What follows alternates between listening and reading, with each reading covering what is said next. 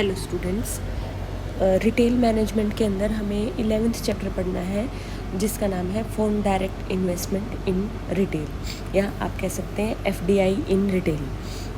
देखिए क्या है कि अगर हम एफडीआई की बात करें तो आप जनरली न्यूज़पेपर से या फिर टीवी में सुनते रहते हैं एफडीआई के बारे में, और हॉट टॉपिक रहता है हमेशा डिस्कशन का कि एफडीआई ठीक है नहीं है, होनी चाहिए नहीं होनी चाहिए, कितनी होनी चाहिए किस सेक्टर में। इन चीज़ों के बारे में जनरली हम डिस्कशन जो है सुनते रहते हैं। एफडीआई क्या है? फॉरेन डायरेक्ट इन्वेस्टमेंट, जिसका मतलब क्या है अगर हम समझना चाहें तो ये कि हमारे देश में किसी दूसरे देश से इन्वेस्टमेंट आ रही है जो, उसको हम फॉरेन डायरेक्ट इन्वेस्टमेंट बोलते हैं। अब ये जो है हमारी जो, यानी कि अगर हम इसे थोड़ा डीपली समझें तो डोमेस्टिक इन्वेस्टमेंट के अलावा जो इन्वेस्टमेंट है वो फॉरेन डायरेक्ट इन्वेस्टमेंट है। ठीक है, ये बात है। दूसरी बात, इसको एक एग्जांपल जैसे यहाँ पर दिया उससे समझ सकते हैं कि कोई कंपनी है यूएसए की जो कि डायरेक्टली इन्वेस्ट करती है इंडिया के अंदर, और अपने हाथों में उस जहाँ पर भी वो इन्वेस्ट करे उस कंपनी का जो कंट्रोल है और मैनेजमेंट है अपने हाथों में अगर लेती है तो उसको हम बोलते हैं कि उसने फॉरेन डायरेक्ट इन्वेस्टमेंट की है। अगर हम इंडिया की बात करें तो इंडिया में जो है इस तरह की इन्वेस्टमेंट काफ़ी ज़्यादा बढ़ी है ओवर द ईयर्स। इसका रीज़न क्या है? जो हमने एलपीजी की पॉलिसी लेकर आए थे, लिबरलाइजेशन, प्राइवेटाइजेशन एंड ग्लोबलाइजेशन 1991 में, उसके बाद जो है ये फॉरेन डायरेक्ट इन्वेस्टमेंट बहुत ज़्यादा बढ़ी है हमारे देश में। ठीक है, ये है। इसके बाद नेक्स्ट क्या बताता है, क्या फॉरेन डायरेक्ट इन्वेस्टमेंट होती है, थोड़ा सा डिटेल में यहाँ पर बता रहा है मीनिंग कि फॉरेन इन्वेस्टमेंट का हमारे देश में आना यही फॉरेन डायरेक्ट इन्वेस्टमेंट है। और जो है यहाँ क्या कहता है कि इससे होता क्या है, जो ओनरशिप का राइट है, जो कंट्रोल का राइट है, जो मैनेजमेंट का राइट है, वो फॉरेन हैंड्स में चला जाता है, क्योंकि जो पैसा लगा रहा है, जो ज़्यादा शेयर जिसके पास होगा ऑब्वियसली वही मालिक है और वही कंपनी की से प्रॉफिट्स और सब लेकर जाएगा। ये सीधी सी बात है। ठीक है, ये है। इसके अलावा थोड़ा सा समझना चाहें अगर हम इसको, तो ये क्या कहता है कि कोई इन्वेस्टर जिसके पास 10% या उससे ज़्यादा का राइट हो कंपनी के अंदर, वो क्या है, फॉरेन डायरेक्ट इन्वेस्टमेंट मानी जाती है। अगर 10% से कम का राइट होता है तो उसको हम बोलते हैं फॉरेन पोर्टफोलियो इन्वेस्टमेंट, उसको फॉरेन डायरेक्ट इन्वेस्टमेंट नहीं बोलते हम। ठीक है, और ये जो 10% की बात हम कर रहे हैं, ये स्टॉक मार्केट के से जैसे कोई शेयर्स खरीद लिए उसको शामिल हम यहाँ पर नहीं करते हैं। अदर देन दिस होगी ये इन्वेस्टमेंट। ठीक है, ये है। इसके बाद देखिए नेक्स्ट क्या कहता है, फॉरेन डायरेक्ट इन्वेस्टमेंट के रूट क्या हैं। 2 रूट हैं, एक है ऑटोमेटिक रूट और दूसरा है गवर्नमेंट रूट। ऑटोमेटिक रूट क्या है कि जहाँ पर आपको इन्वेस्टमेंट करने के लिए किसी परमिशन की ज़रूरत नहीं होती, कोई प्रायर अप्रूवल आपको सेंट्रल गवर्नमेंट से या रिजर्व बैंक से नहीं लेनी पड़ती, तो वो क्या है, ऑटोमेटिक रूट है। ठीक है, तो ये है फॉरेन डायरेक्ट एफडीआई, हाँ सच्ची, एफडीआई पॉलिसी जो है वो उसके अंदर इशू की हुई है गाइडलाइंस कि भाई आपने किस तरीके से आप इन्वेस्टमेंट कर सकते हैं, वो बस फॉलो करना है। ठीक है, दूसरा है गवर्नमेंट रूट। गवर्नमेंट रूट क्या है, जहाँ पर आपको प्रायर अप्रूवल लेनी पड़ती है सेंट्रल गवर्नमेंट से, डिपार्टमेंट ऑफ इकोनॉमिक अफेयर्स से, मिनिस्ट्री ऑफ फाइनेंस से, या department of industrial policy and promotion से। इनसे जब आपको परमिशन लेकर आना पड़ता है तो वो गवर्नमेंट रूट होता है। यहाँ पर गवर्नमेंट ने FIPB करके फॉरेन इन्वेस्टमेंट प्रमोशन बोर्ड जो है वो बनाया हुआ है। ये सारा संभालते हैं कि किस तरीके से जो है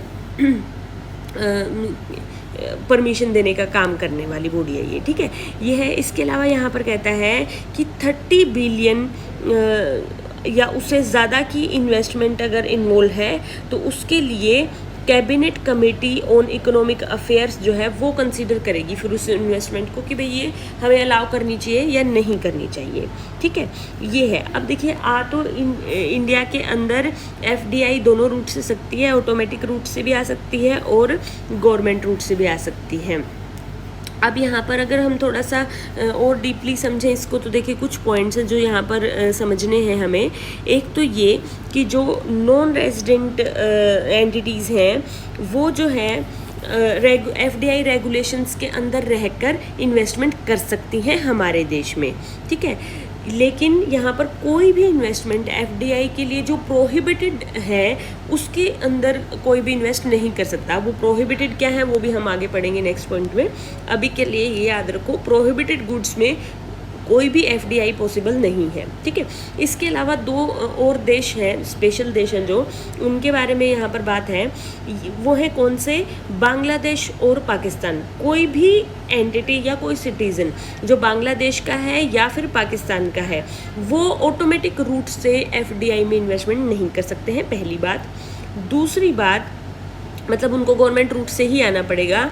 दूसरी बात, पाकिस्तान थोड़ा सा और ज़्यादा स्पेशल है क्योंकि हम सबको पता है रीज़न, तो उसके लिए थोड़ा सा रिस्ट्रिक्शंस और ज़्यादा हैं कि डिफेंस में, एटॉमिक एनर्जी में, स्पेस में, ये सभी जो हैं इंडस्ट्रीज़ ये पाकिस्तान के लिए प्रोहिबिटेड हैं। पाकिस्तान यहाँ पर इन्वेस्टमेंट नहीं कर सकता है हमारे देश में, ठीक है। ये है। इसके बाद sectors in which FDI is prohibited in India, कि इंडिया में आप बाहर देश की कंपनी है तो इंडिया में कहाँ कहाँ पर आप इन्वेस्ट नहीं कर सकते हो, ठीक है। लॉटरी बिजनेस में, चाहे वो गवर्नमेंट का हो, प्राइवेट हो, ऑनलाइन लॉटरीज हो, यहाँ पर इन्वेस्टमेंट नहीं कर सकते हैं। दूसरा, गैम्बलिंग हो, बैटिंग वगैरह, जहाँ पर कसिनोज वगैरह, इनके अंदर आप इन्वेस्टमेंट नहीं कर सकते हो। चिट फंड्स कंपनी जो होती है उनके अंदर नहीं किया जा सकता। निजी कंपनीज में नहीं किया जा सकता। ट्रांसफरेबल डेवलपमेंट राइट्स की ट्रेडिंग में हिस्सा नहीं ले सकते हैं ये। रियल एस्टेट के बिजनेस में, कंस्ट्रक्शन जैसे फार्म हाउसेज वगैरह बनाना, इनमें नहीं कर सकते। टोबैको या टोबैको रिलेटेड प्रोडक्ट की मैन्युफैक्चरिंग के अंदर ये इन्वेस्ट नहीं कर सकते हैं। इसके अलावा यहाँ पर कहता है कि जहाँ जिस चीज़ के लिए प्राइवेट सेक्टर को प्रोहिबिशन है कि प्राइवेट सेक्टर यहाँ पर इन्वेस्टमेंट नहीं कर सकता, उन जगह पर फॉरेन डायरेक्ट इन्वेस्टमेंट भी नहीं होगी, ठीक है। तो जैसे कि रेलवे है, एटॉमिक एनर्जी है, यहाँ पर क्योंकि प्राइवेटाइजेशन नहीं है तो यहाँ पर ये लोग इन्वेस्टमेंट नहीं कर सकते हैं, ठीक है। तो ये है। इसके बाद फ़ायदे क्या हैं फॉरेन डायरेक्ट इन्वेस्टमेंट के? देखिए, पहला क्या फ़ायदा है, बेनिफिट्स बता रहा है, एडवांटेजेस बोल सकते हो आप। पहला है इनफ्लो ऑफ फंड्स। हमारे देश में बहुत सारे रिसोर्सेज हैं, बहुत सारे लोग हैं जिनके अंदर बहुत दिमाग है और वो बहुत अच्छा बिजनेस कर सकते हैं, बट क्या है कि फाइनेंसिस की कमी होती है, ठीक है। तो यहाँ पर क्या है, फंड्स का इनफ्लो हो जाता है, फॉरेन एक्सचेंज हर एक देश को चाहिए होती है, वो यहाँ पर आ जाती है, ये एक फ़ायदा है। इसीलिए कोई भी कंट्री जो है FDI के लिए अपने आप को जो है ओपन करती है, रिलैक्सेशन देती है FDI के नॉर्म्स में, क्योंकि यहाँ पर फॉरेन एक्सचेंज आ रही होती है, ठीक है। दूसरा है हाई टेक्नोलॉजी।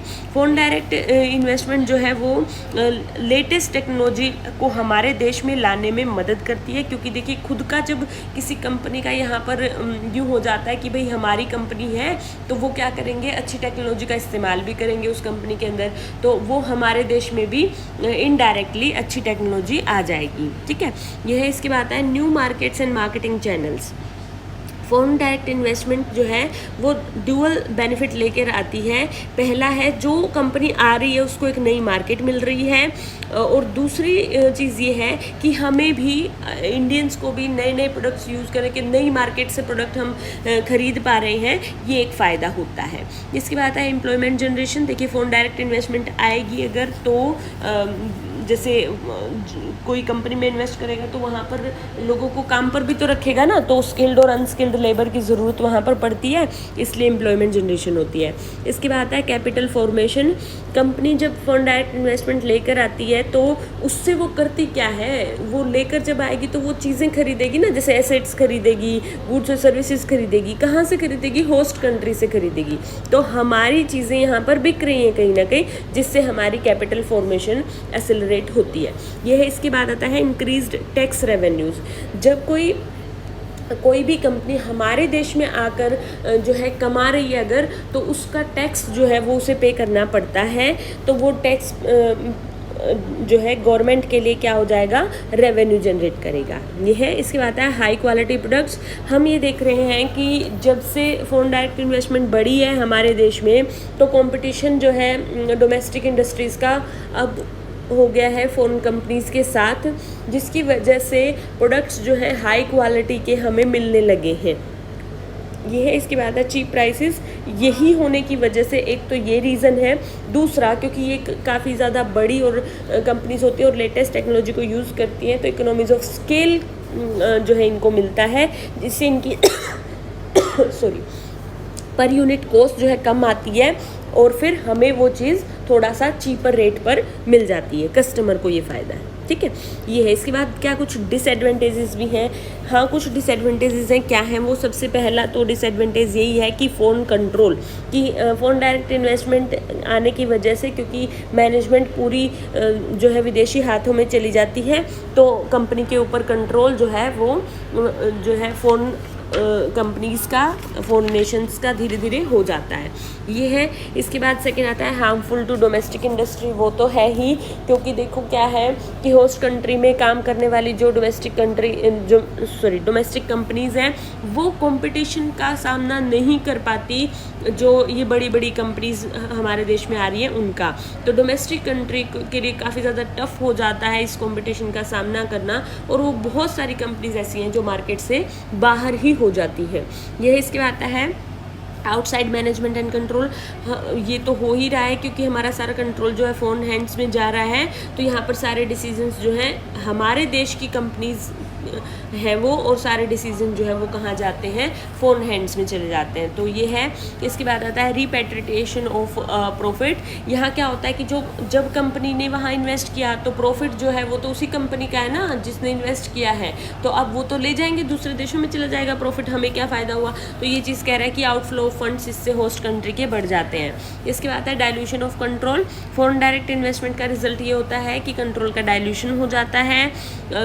होस्ट कंट्री का जो कंट्रोल है वो फॉरेनर्स के हाथों में कहीं ना कहीं चला जाता है। ये चीज़ है। इसके अलावा हम यहाँ पर थोड़ा सा एक पॉइंट यहाँ बताता है। देखिए क्या कह रहा है कि इंडिया जो है फास्ट ग्रोइंग इकोनॉमी है ओवर द वर्ल्ड, ठीक है।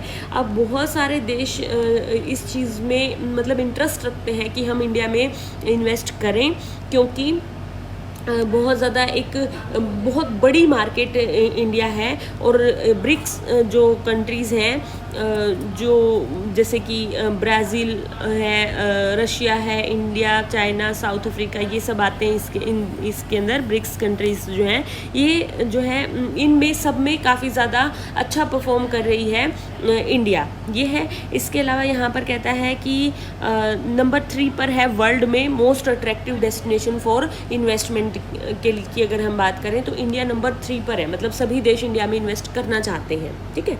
ये है। ये तो हुई फॉरेन डायरेक्ट इन्वेस्टमेंट की बात। अब हम बात करते हैं foreign direct investment in retail. Retail में क्या संबंध है इसका और किस तरीके से क्यों इतनी बातचीत होती रहती है हमेशा, उन चीज़ों के बारे में यहाँ पर हम पढ़ेंगे।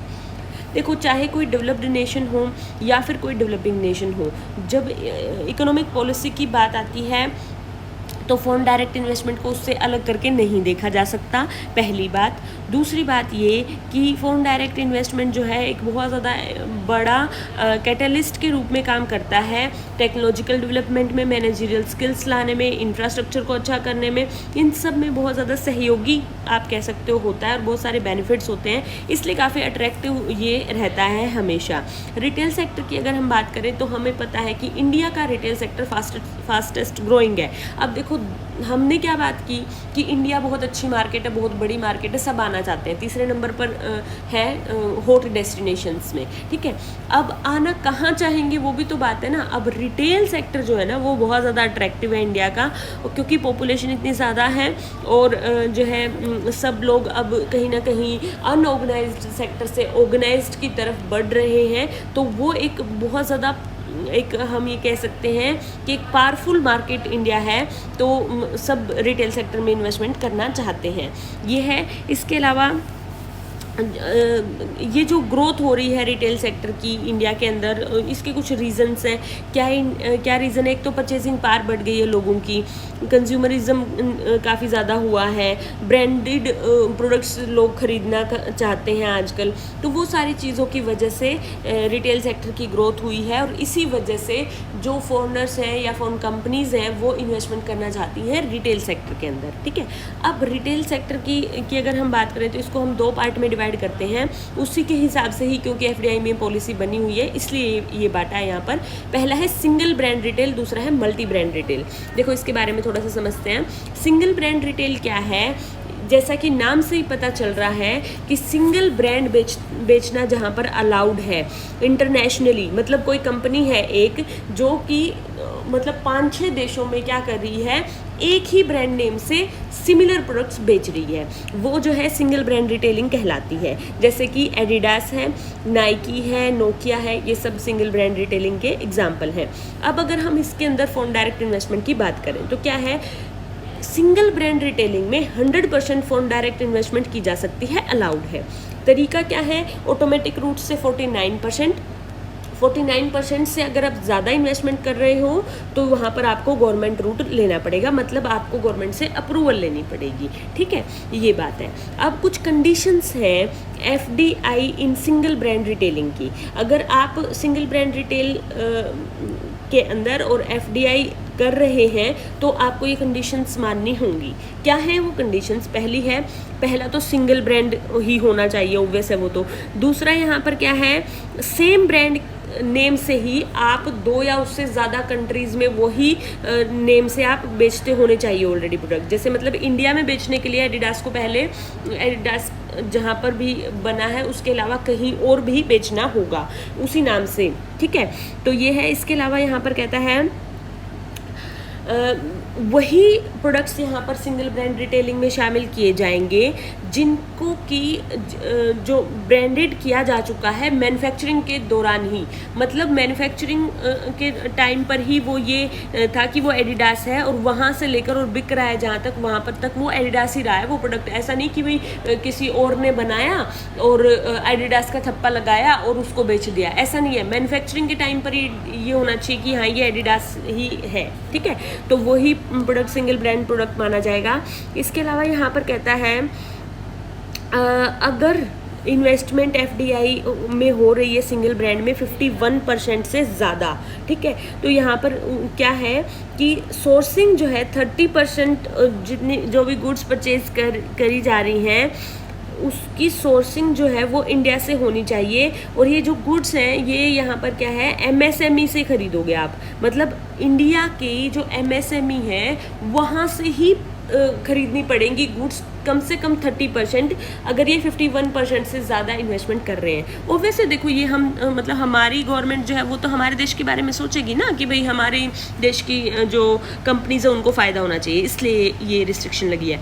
5th पॉइंट है यहाँ पर क्या कि ई कॉमर्स के थ्रू अगर आप सिंगल ब्रांड रिटेलिंग कर रहे हैं और एफडीआई कर रहे हो आप उसके अंदर, तो यहाँ पर क्या है कि ई कॉमर्स के थ्रू आप सिंगल ब्रांड रिटेलिंग नहीं कर सकते हो, आप नहीं बेच सकते हो फिर, ठीक है, ये है। इसके अलावा 6 पॉइंट यहाँ पर क्या है, परमिशन की अगर हम बात करें तो परमिशन के बारे में तो अभी हमने पढ़ा ही है कि 49% तक तो आप ऑटोमेटिक रूट से आ सकते हो, अदरवाइज आपको क्या करना पड़ेगा, यहाँ पर परमिशन लेनी पड़ेगी, यानी कि गवर्नमेंट रूट से ही आना पड़ेगा।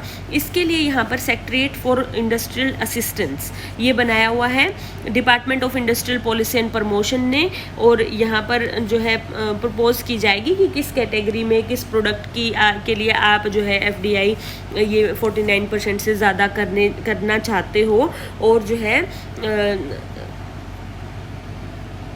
ये सब चीज़ें देखकर ही जो है इन्वेस्टमेंट के लिए आपको अलाउ किया जाएगा, ये बात है। दूसरी बात ये है कि लिस्ट दी हुई है आरबीआई ने कि ये वाली कैटेगरीज जो है यही आप सिंगल ब्रांड रिटेलिंग के थ्रू बेच सकते हो, तो आप वही बेच सकते हो जो आरबीआई की लिस्ट में है और दूसरी कोई नहीं बेच सकते, ये है। इसके अलावा यहाँ पर लास्ट पॉइंट बताता है इसके बाद एप्लीकेशन जो है अगर आपकी उनमें से है और वो ऊपरी तौर पर जांच कर लेंगे, उसके बाद आपकी एप्लीकेशन को आगे बढ़ा दिया जाएगा और फिर जो है सेटिस्फाई अगर होते हैं तो जो सारी गाइडलाइंस को चेक करके FIPB के जो है पास, यानी फॉरेन इन्वेस्टमेंट प्रमोशन बोर्ड के पास वो अप्रूवल के लिए भेज दिया जाएगा, ये तरीका है।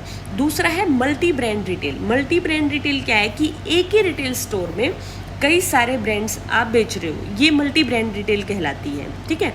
तो ये है। अब यहाँ पर जैसे कि वॉलमार्ट है, टिस्को है, कैरफोर है, ये सभी क्या है, ये मल्टी ब्रांड रिटेल है। वॉलमार्ट का तो हम सबको पता ही है ना कि वो इंडिया में जो ईजी डे है वो वॉलमार्ट कंपनी ही ने वहाँ पर FDI की हुई है।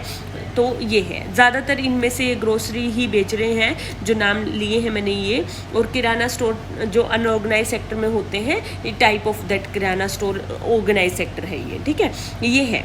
अब इसके बारे में क्या रूल है FDI का। Multi brand product retail trading अगर आप कर रहे हैं तो 51% तक ही आप यहाँ पर इन्वेस्टमेंट कर सकते हैं फोन डायरेक्ट, ठीक है। और इसके लिए रूट हमेशा गवर्नमेंट ही होगा, मतलब ऑटोमेटिक रूट से मल्टी ब्रांड रिटेलिंग में जो है इन्वेस्टमेंट नहीं की जा सकती। इसके लिए कंडीशंस क्या हैं। पहला ये बताता है कि जो फ्रेश एग्रीकल्चर प्रोड्यूस है, इंक्लूडिंग फ्रूट्स हैं, वेजिटेबल्स हैं, फ्लावर्स हैं, ग्रेन्स हैं, पल्सेस हैं, फ्रेश पोल्ट्री है, फिशरी है, मीट है, कोई भी इनमें से अनब्रांडेड जो है वो हो सकता है, ठीक है। क्योंकि अब देखो हर एक जो है पल्स को क्योंकि खुली भी बिकती है ना ये चीज़ें, तो सारा तो ब्रांडेड नहीं होगा, तो इसलिए अनब्रांडेड पॉसिबल है यहाँ पर, ये बात है। दूसरी चीज़ है मिनिमम अमाउंट 100 मिलियन US$ का आपको इन्वेस्टमेंट करना ही पड़ेगा मल्टी ब्रांड रिटेल में अगर आप इन्वेस्टमेंट कर रहे हो, ठीक है। तो मिनिमम अमाउंट है 100 मिलियन US$, ये है। इसके अलावा नेक्स्ट यहाँ पर क्या बताता है, अब जब ये 100 मिलियन डॉलर की बात हो रही है, इसको कैसे लेकर आना है, इसको क्या पोर्शंस में लेकर आ सकते हैं, पोर्शंस में लेकर आ सकते हैं, लेकिन फर्स्ट पोर्शन में 50% तो दे देना है। और जो है ये 100 मिलियन जो डॉलर है, ये पहले 3 साल में जब इन्वेस्टमेंट हुई है ना, उसके 3 साल के अंदर ये बैक एंड इंफ्रास्ट्रक्चर में लगाओगे आप, मतलब कि मैन्युफैक्चरिंग में, उसको आगे बढ़ाने में, सप्लाई चेन में, इन बैक एंड में लगाते रहोगे ये पैसा, ठीक है, ये है। इसके अलावा वही सेम चीज़ कि 30% वैल्यू की प्रोक्योरमेंट जो है या मैन्युफैक्चरिंग प्रोसेस प्रोडक्ट्स जो हैं वो हमारी Indian micro small and medium enterprises से होगी। और प्लांट एंड मशीनरी में 2 मिलियन US$ से ज़्यादा की इन्वेस्टमेंट ये नहीं कर सकते, मतलब खुद का प्लांट नहीं लगा सकते, ये इंडियन कंपनी से ही परचेज इनको करना पड़ेगा, ठीक है, ये है। इसके अलावा यहाँ पर कहता है कि ये इस तरह का स्टोर जो है ये 10 लाख की पॉपुलेशन होनी चाहिए उस जगह की, वहीं पर ये खोला जा सकता है। इसके अलावा स्टेट गवर्नमेंट्स को भी कुछ अधिकार दिए हैं कि स्टेट गवर्नमेंट जैसा चाहे डिसीजन इनके बारे में ले सकते हैं, ठीक है, ये है। इसके अलावा यहाँ पर कहता है कि जो एग्रीकल्चर प्रोडक्ट्स हैं, अब देखो ये हो गई कंपनीज, ये तो बिजनेस माइंड है, अपने हिसाब से सोचेंगे। तो अब क्या है कि इस तरीके से तो ये किसान से हो सकता है कि मतलब खुद परचेज कर लें, बहुत कम कीमत पर भी कर लें, थोड़ी हो सकता है कि गवर्नमेंट से ज़्यादा पर भी कर लें, बट क्या है कि किसान वहाँ पर बेच देगा क्योंकि पर्सनल बेनिफिट हो गया। अब उससे क्या होगा कि अगर ज़्यादातर इन्होंने खरीद लिया तो ये फिर बाद में हम जैसे लोगों को जो किसान नहीं है बहुत ज़्यादा महंगे दामों पर बेचेंगे, और जो है कंजम्पशन के लिए हो सकता है कि कम भी पड़ जाए हमारे देश में। इसलिए क्या है कि और रूल ये है कि गवर्नमेंट का जो है पहला अधिकार होगा एग्रीकल्चर प्रोडक्ट्स खरीदने का, उसके बाद इनको खरीदने के लिए दिए जा सकते हैं, ये है। इसके बाद है स्टेट गवर्नमेंट है, कोई यूनियन टेरिटरीज़ हैं, ये जो है फ्री है डिसीज़न लेने के लिए कि जो भी पॉलिसी है उसको किस तरीके से इम्प्लीमेंट करना है, वो डिसीज़न ये खुद ले सकते हैं। इसके अलावा यहाँ पर ई कॉमर्स परमिसिबल नहीं है, जैसा कि वहाँ नहीं था, सिंगल ब्रांड वाले में सेम है यहाँ, ठीक है। इसके अलावा यहाँ पर कहता है कि परमिशन के लिए सेम वही department of industrial policy and promotion यहाँ पर प्रोसेस करेगा एप्लीकेशन को, और FIPB जो है वो कंसीडर करेगा गाइडलाइंस अगर पूरी होती हैं, ठीक है। तो ये है। इसके बाद आता है available routes for foreign players to enter the retail sector. देखो ये आप बहुत बारी पढ़ चुके हो, ज़्यादा डिटेल में ना तो बुक में दिया हुआ है ना मुझे जाने की ज़रूरत है, बट पेपर में आ सकता है, ऐसा नहीं कि पेपर में नहीं आ सकता। तो आपको सबको पता ही है कि स्ट्रेटजिक लाइसेंस एग्रीमेंट कर सकते हैं कि लाइसेंस देकर किसी पार्टनर बन गए किसी इंडियन फर्म के साथ, उसको लाइसेंस देकर, और इस तरीके से आ सकते हैं। फ्रेंचाइजी रूट आप सबको पता है कि फ्रेंचाइजी ले लेते हैं, जो इंडियन कंपनी वो फ्रेंचाइजी ले लेगी फ़ोन कंपनी की, इस तरीके से कर सकते हैं। इसके अलावा कैश एंड कैरी होलसेल हो सकता है, बैंकिंग के अंदर होता है ये। 100% FDI यहाँ पर होलसेल ट्रेडिंग के लिए अलाउड है। जहाँ पर लार्ज डिस्ट्रीब्यूशन नेटवर्क आपका होना ज़रूरी है, तभी ये होगा। ये है। इसके अलावा मैन्युफैक्चरिंग कर सकते हैं, मैन्युफैक्चरिंग जैसे यूनिट अपनी खोल ली इंडिया में और वहाँ पर फिर मैन्युफैक्चरिंग करने लग गए। इसके अलावा डिस्ट्रीब्यूशन हो सकता है कि डिस्ट्रीब्यूटर बन गए ये, और मतलब फ़ोन कंपनी जो है वो डिस्ट्रीब्यूटर बन गई, लोकल रिटेलर्स को ये अपने जो है आउटलेट के थ्रू बेच रही है। ये है। इसके अलावा जॉइंट वेंचर कर सकते हैं, जो ये हमारा है ईजी डे, ये एक जॉइंट वेंचर ही है भारती एयरटेल और वॉलमार्ट के बीच में। तो ये है, ये तरीके हैं, थोड़ा सा आप देख लेना, बड़ा इजी सा पॉइंट है ये। इसके बाद benefits of FDI in retail in India. हमारे देश को एफडीआई हमारे देश में आने के क्या फ़ायदे होंगे? सबसे पहला तो कैपिटल आ जाएगी हमारे देश में, ये फ़ायदा है। दूसरा यहाँ पर क्या है, फॉरेन डायरेक्ट इन्वेस्टमेंट जो है वो एक हेल्दी कंपटीशन लेकर आती है, साथ में एक कंपटीशन होगा तो ऑब्वियसली कस्टमर को तो फ़ायदा है ही कि उसको सस्ते दामों पर मिलता है। कंपटीशन के साथ एक और फ़ायदा है कि क्वालिटी भी जो है अच्छी मिलती है हमें, क्योंकि आपस में कंपनीज का कंपटीशन एक हेल्दी कंपटीशन यहाँ पर रहेगा। ये है। इसके अलावा यहाँ पर इन्फ्लेशनरी टेंडेंसीज जो हमारी इकोनॉमी में है उनके ऊपर थोड़ा सा चेक लगेगा। इसके अलावा यहाँ पर सप्लाई चेन इम्प्रूव होगी, कस्टमर सेटिस्फेक्शन ज़्यादा होगा, एम्प्लॉयमेंट की अपॉर्चुनिटीज़ जनरेट होंगी, टेक्नोलॉजी इम्प्रूव होगी, लॉजिस्टिक्स इम्प्रूव होगी। और इसके अलावा फार्मर्स को फ़ायदा है, कोल्ड स्टोरेज वगैरह अवेलेबल नहीं होती थी पहले, इनके पास क्योंकि होती है, ये अपना बड़े बड़े जो है कोल्ड स्टोरेज बना लेते हैं, तो वो फ़ायदा किसानों को मिलता है। इसके अलावा फार्म टू फोक वेंचर्स करके इनके साथ फार्मर्स और फ़ायदा उठा सकते हैं। ये फार्मर से सीधा प्रोडक्ट्स खरीद लेते हैं और मिडिल मैन जो है वो बीच में नहीं आएगा, तो फार्मर को उसका फ़ायदा मिलेगा, ऐसा कहना है, ऐसा बुक के अंदर लिखा है। देखो सच्चाई तो फार्मर्स ही जानते हैं क्या है। इसके बाद है threats of FDI in retail in India. ये देखिए क्या है, नुकसान क्या है, या क्या ये कह सकते हो कि एफडीआई आने से हमें डरने की ज़रूरत है, क्यों? देखिए पहला ये है कि ये देखने में आया कि ये कंपनीज़ जो है यहाँ पर सिर्फ ऑर्गेनाइज सेक्टर ही ज़्यादा डेवलप हो पाया है। फिर जो बड़ी कंपनीज़ है वो ऑर्गेनाइज सेक्टर के थ्रू ही आएंगी, ऑब्वियसली अनऑर्गेनाइज के थ्रू तो आएगी नहीं। तो ये पूरी तरीके से डोमिनेट करेगा अब ये सेक्टर अनऑर्गेनाइज सेक्टर को, जो मतलब छोटी छोटी दुकानें और ये जो किराना स्टोर्स वगैरह बने हुए थे, ये इनकी जो है कहीं ना कहीं एग्जिस्टेंस को खतरा है। ये है। इसके बाद आता है अनएम्प्लॉयमेंट भी कई बार क्रिएट कर देता है, ज़्यादा ही मॉडर्नाइजेशन कर देता है, ये सारी प्रॉब्लम्स हैं। इसके अलावा डिपेंडेंस एक कहीं ना कहीं हमारी बढ़ती है, सेल्फ कॉम्पिटिटिव स्ट्रेंथ जो है वो हमारी नहीं रहती, एक ये प्रॉब्लम है। इसके अलावा वेस्टर्नाइजेशन ज़्यादा होने से, अर्बनाइजेशन ज़्यादा होने से हमारा कल्चर डिस्टॉर्ट होता है होस्ट कंट्री का, ये कह सकते हैं। इसके अलावा यहाँ पर बताता है कि ये क्या करती हैं, बड़ी कंपनीज़ हैं, क्योंकि इनके पास बहुत सारा पैसा है तो प्रॉपर्टी यहाँ पर ख़रीद लेते हैं आकर हमारे देश में। तो जो हम कह रहे थे कि रियल एस्टेट में नहीं आने देना इनको ज़्यादा, या जो भी, वो चीज़ भी फिर पॉसिबल नहीं हो पाएगी ना, क्योंकि अब ये प्रॉपर्टी तो ख़रीदेंगे यहाँ आकर रहने के लिए भी और सारी चीज़ों के लिए। तो इससे क्या होगा कि हमारा जो रियल एस्टेट सेक्टर है उसकी कॉस्ट हमारे लिए बढ़ जाएगी, ये है। अब इसके बाद लास्ट पॉइंट है ये current outlook of FDI in retail in India.